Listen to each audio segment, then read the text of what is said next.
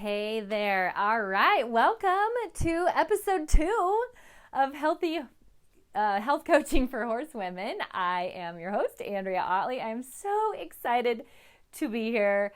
This week has flown by. I can't believe that it is already Friday. I'm like, what the heck? So this is my brand new series designed for horsewomen who want to lose weight and get fit to ride. What I'm doing is coming on weekly for about 30 minutes or so to just walk you through some things that you can do to figure out really the cause of your problems. So identifying that problem, figuring out what's the cause so that you can take control of your life and get the results that you're looking for. That is my mission. I'm still so excited and compelled to help you with this.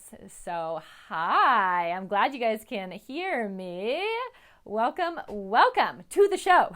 All right, so this is such a fitting topic for today, because as I let some of our people hop on today on this Friday afternoon, I got to tell you, so my family, my close family, so my husband and my 3 kids, we don't usually raise horses. My in-laws do, and a lot of people that we know do, and that's usually where we get our colts and whatnot. But this year, we decided that we were going to breed 3 of our mares and have babies. So excited to have the babies. Well, this has been a really good example for you too, because today what I'm going to be talking about is stress. And let me tell you, I had some today. And I want to use that kind of as an example too for just our thought process around that. So let me tell you what happened, because I'm sure you're curious. So we bred 3 of our mares. And interesting enough, 2 of them only, one, one was bred, 2 were open. So we have Buckshot, who is my son's colt that he started back several years ago, his first colt that he ever started, and he decided to breed her. So she's bred just for, we were off on her due date, by 6 weeks. So in our minds, she's been cooking for 6 weeks. So lo and behold, last night she had her foal, or sometime in the night, right? So when my husband went down there to check, he finds the colt, who is alive, but she can't get up. So we just don't have a lot of it. We have tons of experience with cattle, but not that many with raising baby foals. So long story short, it's kind of been one of those hectic days. She is fine. She's still, we did take her to our vet, who's been helping us, making sure, she gets colostrum and is getting the strength. But we're really working on stretching out those tendons and getting those legs so they'll hold her up and stand up. She just wants to buckle under. But we were assured that she'd be okay. It's just going to take a lot of physical therapy and attention on our part. So I think it's going to be a happy story, right? But not without stress. So this is going to be a really easy topic for me to talk about, and we can see if I practice what I preach, right? All right, here we go. So episode 2 is going to be all about removing the number one obstacle to weight loss, which is indeed stress. So we're going to talk about what it is and why stress is such an obstacle to weight loss. And then we're going to talk about some causes of stress. Is it having your horse, your baby foal not be able to get up? It might be. We'll see. Okay, we'll see how that works out. And then what to do about this stress in the first place so that you can remove it and not have that in your way and slow down your weight loss. Does that sound good to you? Perfect. Let's get going. So I think I'm just going to use my whole board. That will help. Right. Rightio.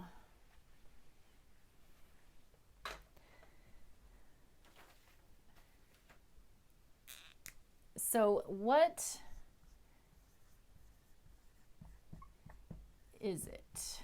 And I've already let the cat out of the bag, so it's definitely stress, right? So why? Do we know why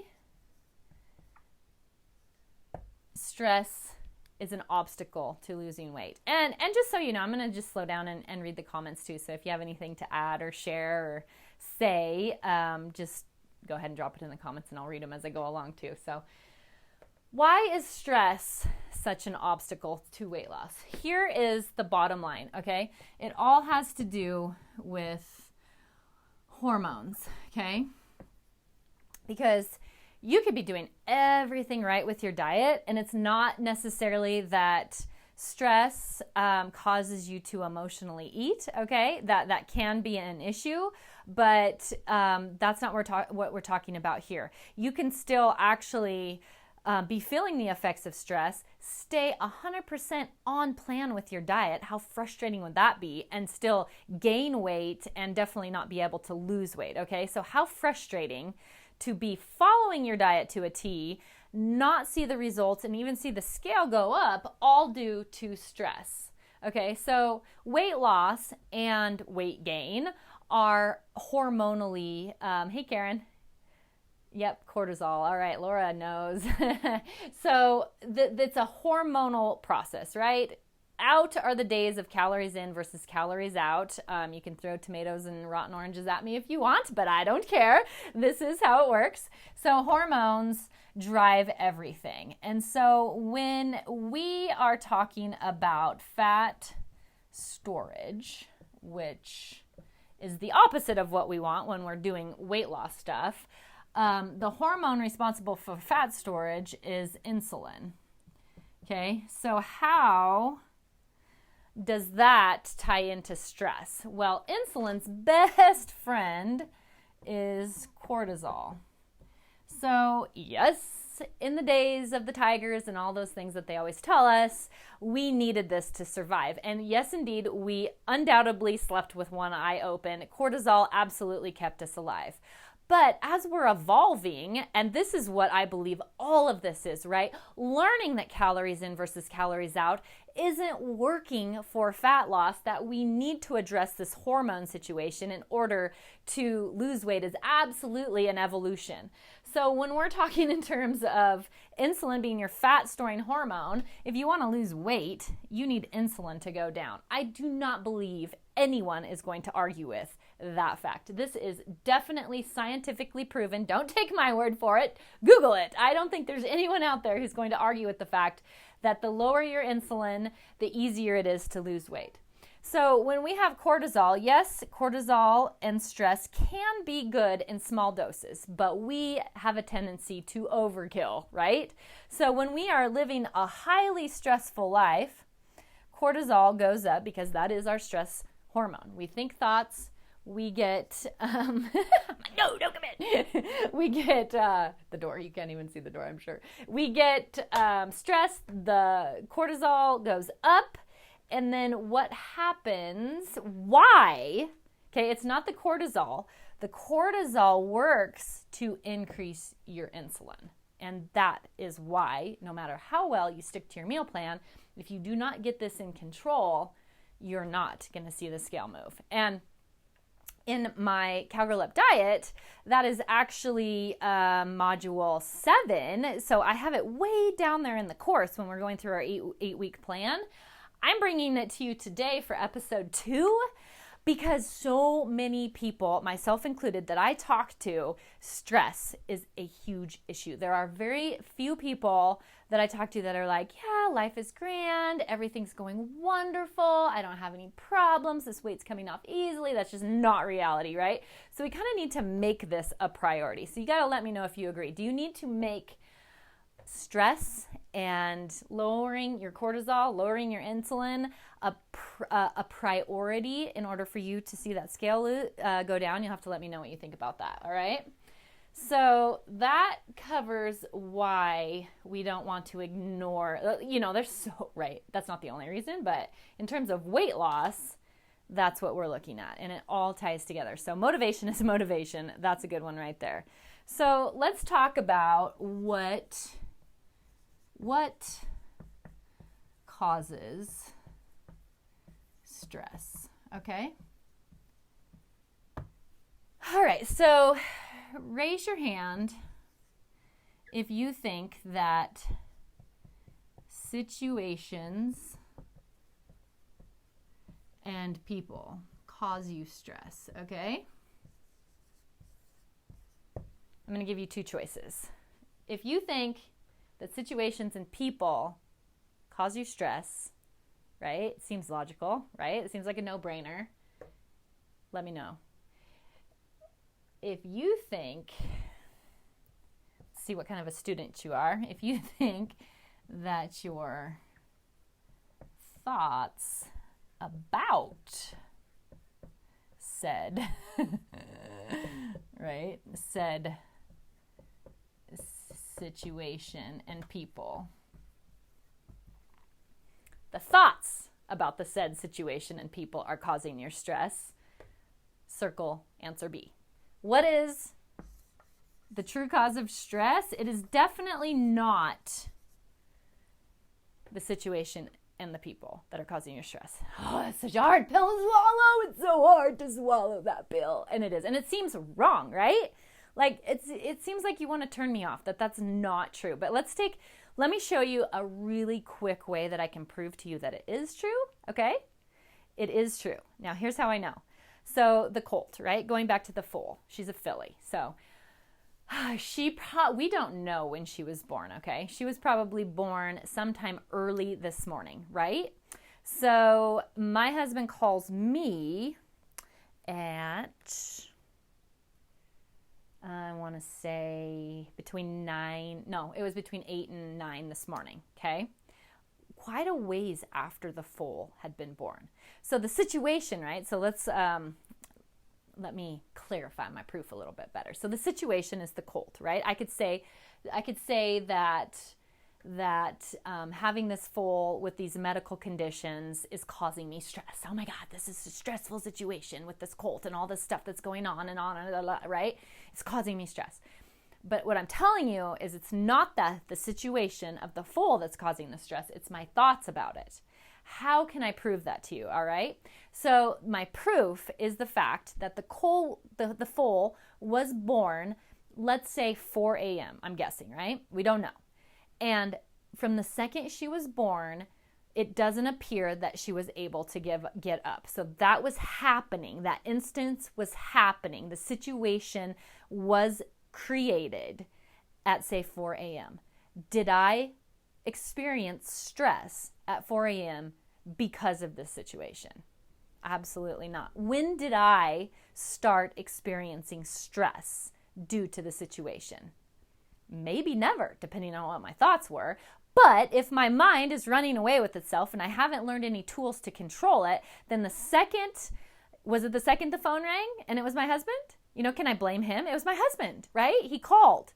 No, that's not right, because he called. I still didn't know about the foal, right? That just instantly caused me stress.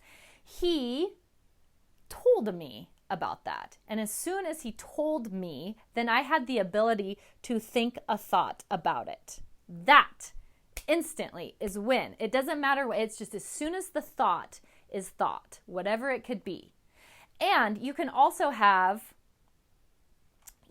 5 people hearing the same exact story, feeling this completely different responses based on what they're thinking. So I am going to feel a whole bunch of different feelings when it's my foal that's having this happen, when I know probably, how many times did this happen today in the world? If I was able to read about every single one, I'm going to have different So that is my proof, okay? That's the case that I am creating, that it's our thoughts about the situation, all right? Now, let me tell you something. This is good news, okay? This is such good news. We can be grateful now. Why? Why can we be grateful? That our thoughts, it's our thoughts that we're thinking that is causing our stress. It's not the situation and it's not the people. Hard pill to swallow, seems impossible. Seems like things happen to us and then we feel stressful. But believe me, with some practice and some tools that I'm going to teach you, you can start breaking this down and catching your thoughts and figuring out whether you want to keep them or whether you want to get rid of them and relieve your stress. Like, it becomes a choice. you get your power back. That is why it's good news. That's why we're very grateful that we are truly causing our own stress. Phew, because guess what? You cannot, no matter what, and this is what we're always trying to do, right? When we think the stress is caused by the situations and the people, when we believe that, we try to control all this stuff around us all the time, which just adds to more stress, right? We're constantly trying to prevent ourselves from feeling this pain, from feeling stress. So we got to change this and we got to change that, and we can't see that person and we can't be with them, and we got to get a new circle of friends, and we got to this and we got to that, trying to manipulate the situation and the people so that we feel less stress, when actually all we need to do is control our own thoughts, because your thoughts control your feelings, how you're feeling. And stress is an emotion, it's a feeling.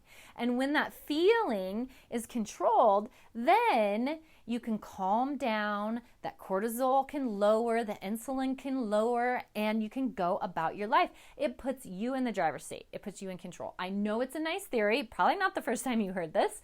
Let's see if we can figure out how to put it in practice, okay? I'm going to stop for just a second and see if we have any questions or anything for anybody to say. Really quick. Small victory. Oh, yeah, I love Laura's victories. I'll come back to that because I love reading these. I'll do that at the end. Okay, sweet. Yes. All right. So if you guys have any questions, just let me know here, okay? Make sure that's all I want to say about that. Okay. Yes. All right. So let's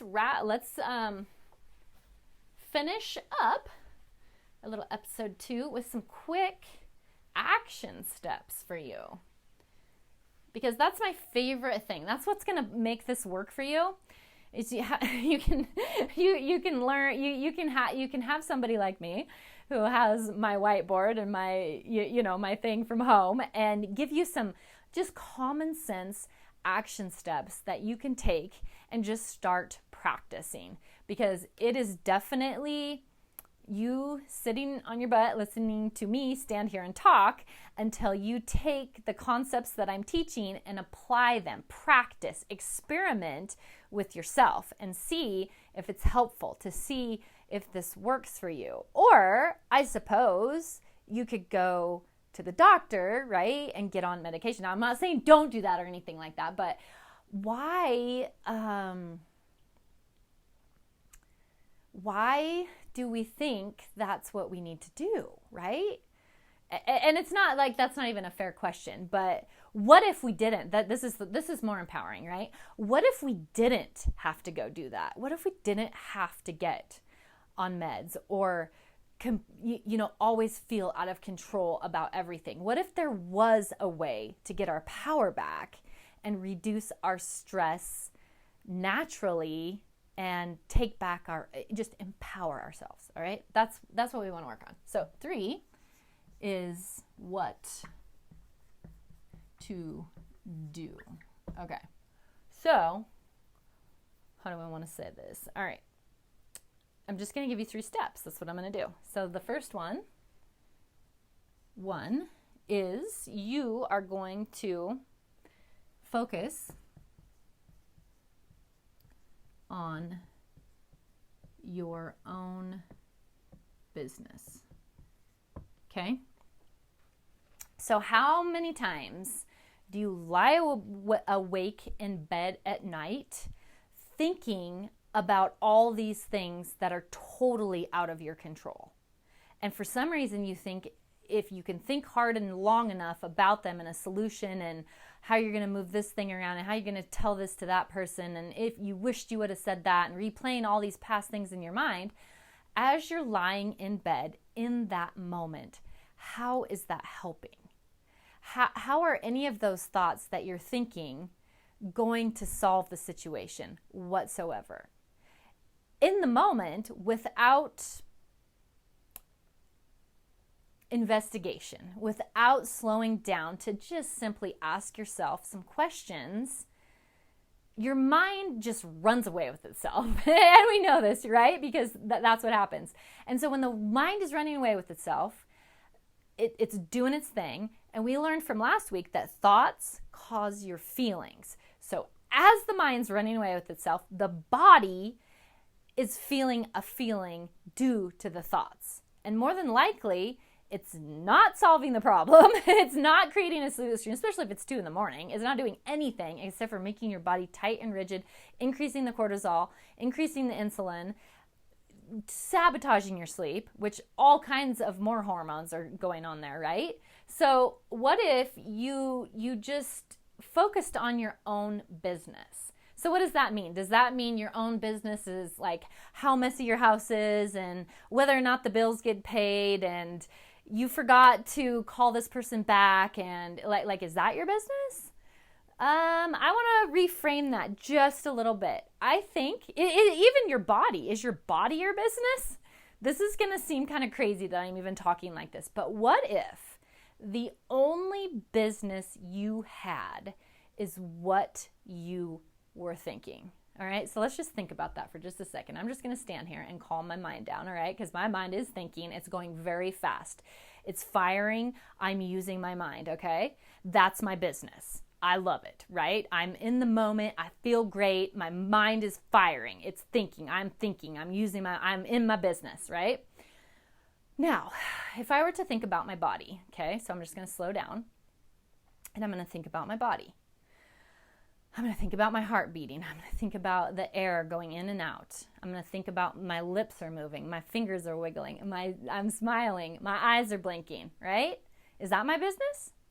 Yes or no? What if we said no? What if we said it was my body's business? Because I can think, blink my eyes. I can think the thought, and yes, my eyes blink. But I can also think the thought, don't blink your eyes, and no matter how hard I try to not blink, my eyes are still going to blink.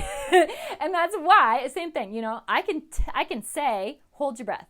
So I'll hold my breath. Because this is why we think we're in control of everything, right? So I'll hold my breath. And I could hold it for probably 45 seconds maybe before I started getting really uncomfortable. But then what's going to happen? My body is going to override my thoughts and it's going to start breathing.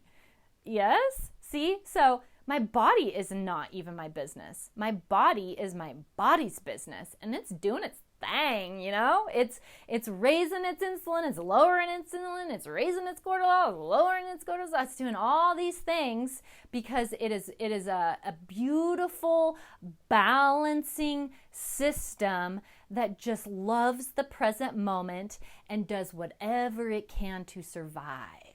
It's not even reacting to what I'm thinking or any of that. It's just doing its thing. It's just responding to what's around it. And it's perfect. It is perfect. So that's why I'm spitting all over. That's why we don't even need to try to lose weight. Like we need to just get rid of that altogether. We need to just do our part. So what's our thinking part of weight loss, right? It is definitely not to focus on things that are not our own business. Not at all. It is definitely get control of these thoughts by focusing on your business. So you're going to just start noticing, when are you in your business and when are you in your did I say in your business? When are you in your business and when are you in not your business? You're going to start noticing that. So everything that's not your thinking isn't your business. It just isn't. It is things that you can just enjoy. Because when you like if I let my body breathe, right? If I'm just going to let it breathe, which it is anyway, like I'm not going to stop it. Obviously I can try, but it will be very futile. I can try to stop my breathing, but it's not going to work. Because it's my body's business and it's going to breathe. And then as a thinker, I can truly enjoy my breathing. I can enjoy it. I can just let it be and I can notice what it feels like and I can really appreciate what it's doing. The same thing with it's another way to notice how you can gain a feeling of appreciation. All right. So that's what we're going to get into what's next. So we're going to notice that, and then we're going to, this is what I'm telling you to do. So you're going to honor, and that's a better thing, you know, when it's your body or anything that is not your business. Honor what's not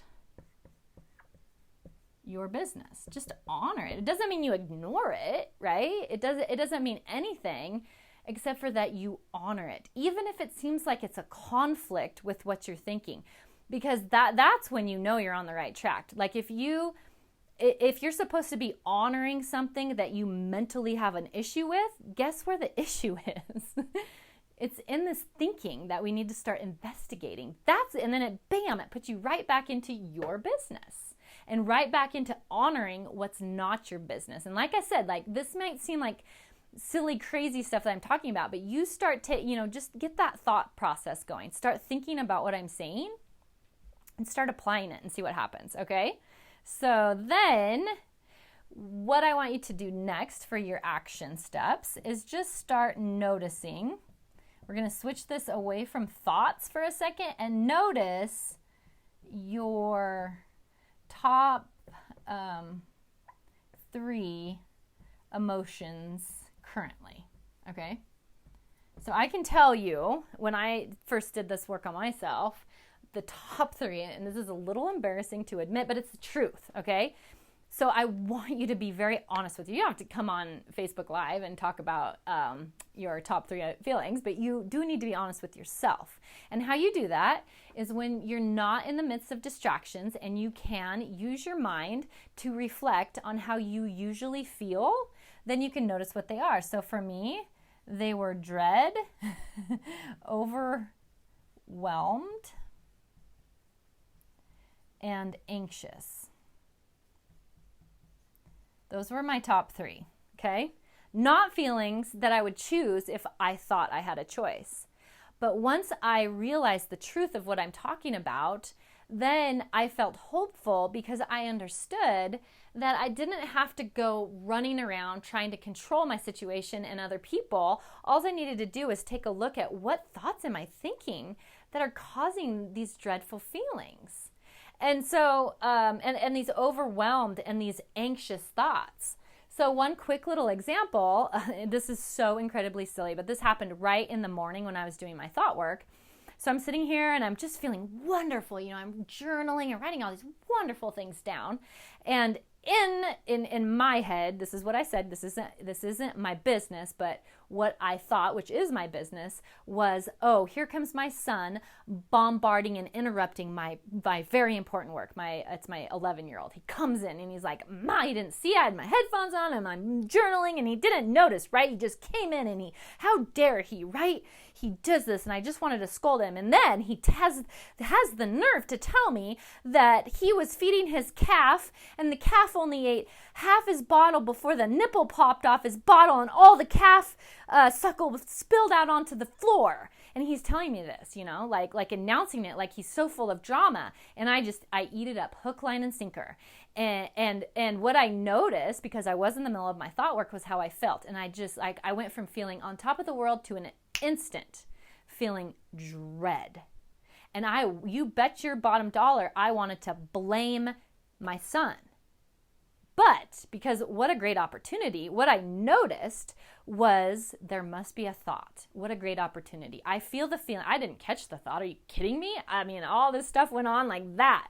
I didn't catch the thought. So I took that as a second. He went, I probably yelled. I don't even know what I did to him. But anyway, he exited the building.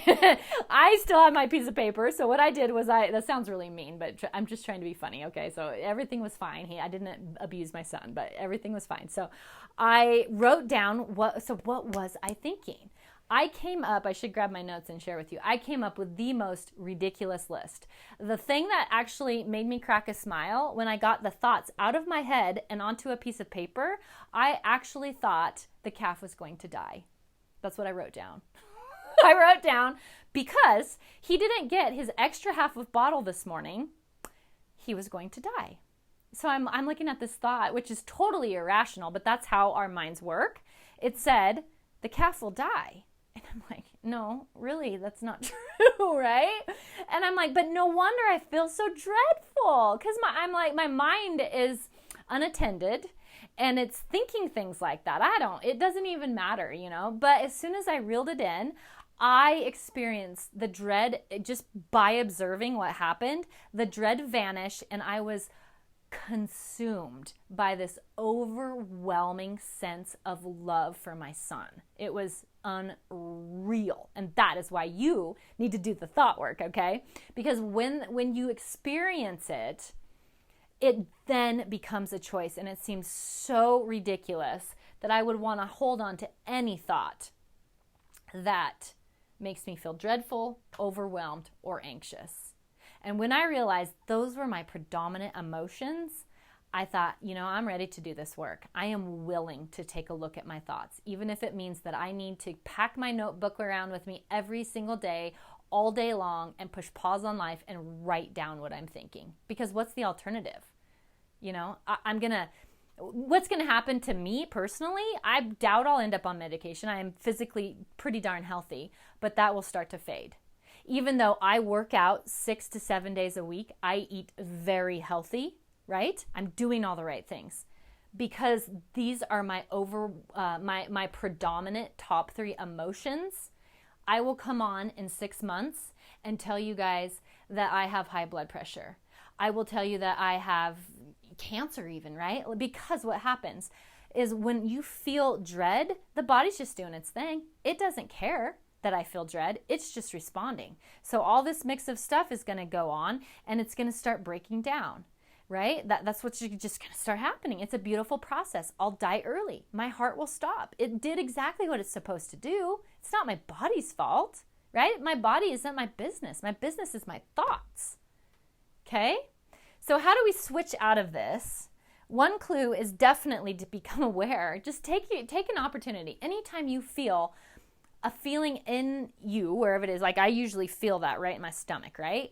When I notice that that's there, just get out a pen and a piece of paper and just see if you can capture those thoughts out of in here and onto the paper and write them down, and then take a look at them and see if it makes sense.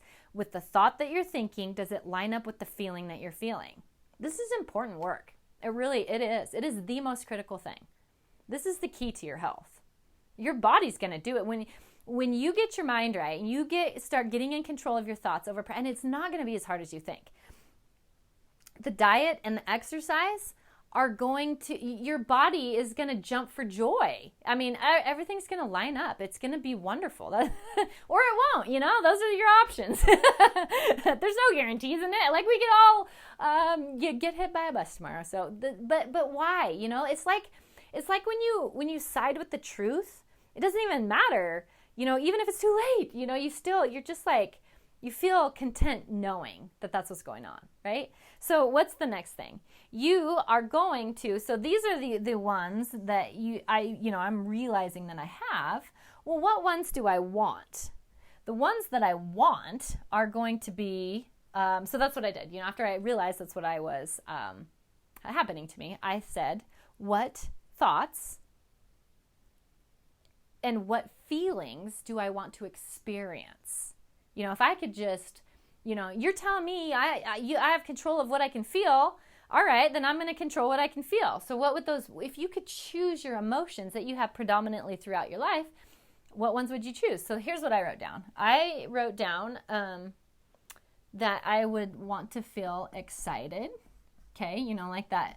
Looking forward to Christmas morning, kind of excited. And the way that I found myself doing this to where I would really like it, especially when I was showing Hook all the time, I would constantly journal about my upcoming shows, and as much as I could start. So those were the thoughts that I went into it to get me to start feeling excited, is I would think about an upcoming show and just like run myself through the pattern. I would work my cow. I would have all these thoughts, and then I would just start getting this exciting goosebump feeling. So I could create that excitement in my body right now. I didn't have to wait to get to the horse show to feel excited. I could feel it on a Tuesday morning in my pajamas on my couch. And trust me, that excitement is a great way to start your day just by thinking about an experience, right? So that is very powerful. But I also realized, as much as I loved feeling excited, that wasn't something I wanted to feel all the time, right? It would probably just, all my neurons would burn out. I don't know if that's a thing. I think it would happen though. Yeah. So the next one that I wrote down, and these are all personal for me. Like you could just go find a list of emotions and just find the ones that ring true for you. But the next one that I thought about was love, right? So what is that, like that feeling that I was experiencing when I decided that the calf dying was ridiculous and all that cleared away, and I was just left with this, like when my kids were born and when I just saw him doing this. They don't even have to do anything, and you can experience this overwhelming feeling of love. That I wanted more of that. So I need to be intentional. Like if I'm laying in bed at night worrying about the bills and whether the kids made a mess or all the stuff that's going on, am I going to be, how much love is there? None. Absolutely none. So I guarantee you're missing out. The worrying isn't going to solve the problem, and it's denying you of this wonderful experience that you want to have. You create the love that you want to feel by the thoughts that you think. That's one way. I think love is a gift that we're given as humans that we just need to get out of the way of. But like the intentional love, by just thinking of things that you love, like seeing a new pickup and the smell of leather and Christmas morning and a beautiful summer day, just what do you love? You could sit there in your pajamas on a Tuesday morning and journal about all the things that you love. That's possible to create this feeling, right? So that's a tool. The next one that I wrote down for me personally was gratitude. I decided when I was in a state of appreciation and just overwhelming thankfulness that I really cherished that feeling. So guess what happens there? You have to trade in those lack and limitation thoughts. Oh, there's not enough time. Oh, there's not enough money. There's too much to do. I hate this. I hate my car. I wish I had a new one. I hate my body. I wish I had a new body. I wish my horse wasn't such a pig. All this stuff that you're just wishing your life away. And you got to turn that around. Do the thought work to think about how you can start appreciating your life. That's how you generate this feeling of gratitude. Like, if you don't do that, where's it going to come from? Where are excited, love, and gratitude feelings going to come from if you don't generate them? You're going to wait around for some circumstance or person to bring them to you? What if that was just a gift that happened as a result of you constantly thinking these wonderful thoughts? I believe beyond a shadow of a doubt that it really is that simple. And if you're going to tell me that it's not that simple, I invite you to tell me your thoughts. And then we can look at them and go, all right, this is a thought that you're thinking, okay? What if you started thinking a different thought, right? It's all just a game anyway. We might as well rig the rules the way we want it so it works out in our favor. Just take our power back. That's my message. Okay. All right, you guys, that's what I have. I'm hoping this stuck around a half an hour. I can never tell. I should start a timer, I think.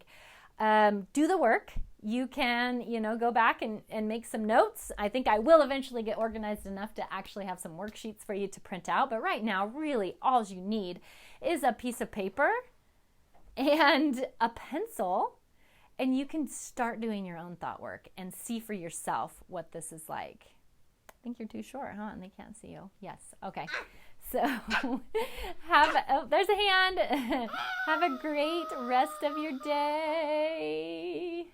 Helpful action steps. Let's go back and read. I just wanted to read Laura's comment that she made, because she said she had a small victory today. She was able to zip herself into her own chaps. I love those, without looking like a contortionist. And she looked at her horse and said, "We needed this today, buddy. Holy crap, you just gave me goosebumps." And she voted B. So smart lady. And I wonder why she got that result, huh? Probably because of some of that thought work that she's doing. There's the hand. The floating hand. The floating hand. Thank you for the helpful action steps this week. Has been a struggle in the mind department, and that is A-okay. That means you're right on track, that you are given things that you can handle and you're going to crush, and you're going to see some things open up for you, which I love. So I'm so glad that's happening for you. Hi, Sydney. You're welcome, Elizabeth. Thank you, Lee. All right, guys. So have a great weekend. And we will see you next week for episode 3. So stay tuned. We'll talk to you soon. Bye-bye.